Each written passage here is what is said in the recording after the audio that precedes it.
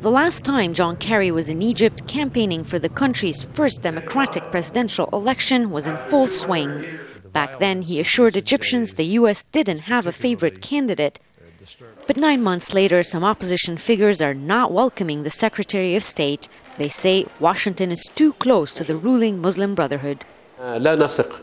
We do not trust American foreign policy because it's all about imposing a certain vision or group for its own stability. All they care about is Israel's security. If anyone guarantees that, like President Morsi, they're willing to cooperate with them, and that's very dangerous.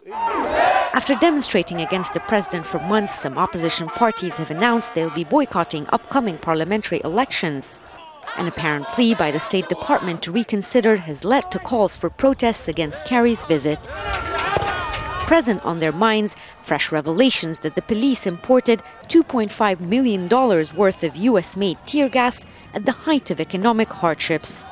The controversial deal is one of the issues activists intend to raise with Kerry. I think the issues that civil society organizations want to raise with the United States government is the nature of their support to the current Egyptian government and the extent to which they condone or acquiesce in issues like ongoing police brutality, impunity for that. Despite violent protests outside the U.S. Embassy in Cairo last September, the Obama administration has fought to keep Egypt's $1.6 billion aid package intact. Most of the aid goes to the military, which just got a brand new consignment of 20 F-16 fighter jets. John Kerry insists that U.S. aid to Egypt must continue or the country will slip to chaos.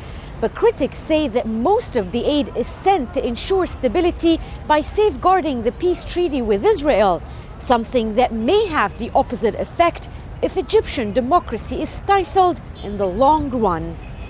Rawya Rageh, Al Jazeera, Cairo.